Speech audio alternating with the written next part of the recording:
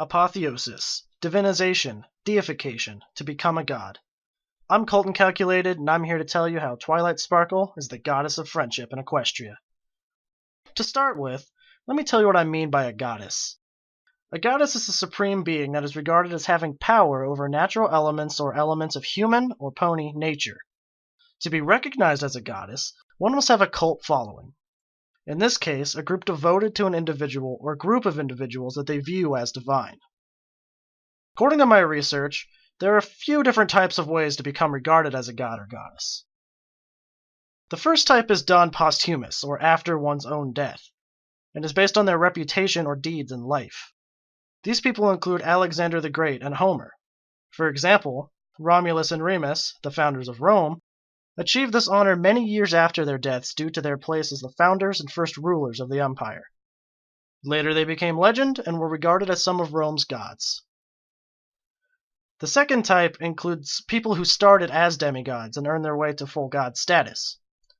This would include Greek hero Hercules, who was born a child of the gods and completed 12 labors to earn immortality. The third type consists of people who are regarded as gods against their will, like Prince Philip, Duke of Edinburgh, who is considered a god by a small village in the Republic of Vanat Tau. These people do not believe themselves to be divine.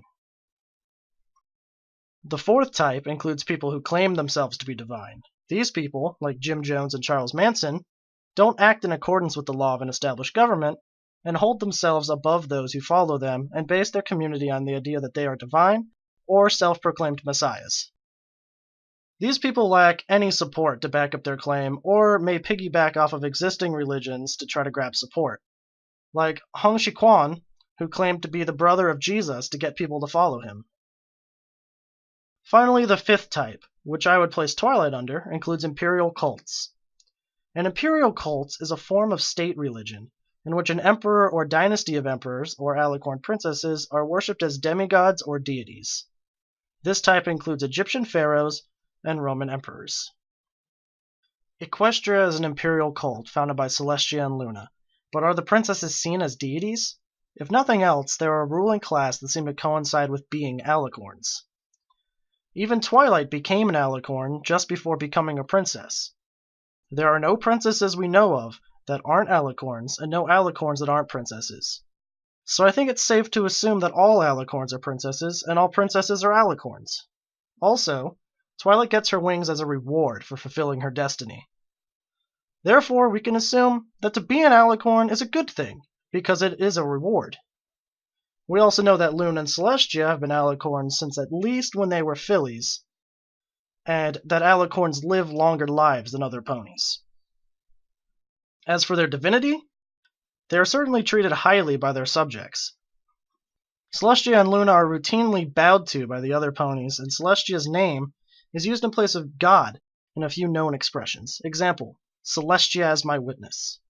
For sake of argument, I'm going to say based on their elevated status, superior magic ability, almost worship-like respect from their subjects, old age, and ability to control celestial bodies, that they are goddesses according to definition.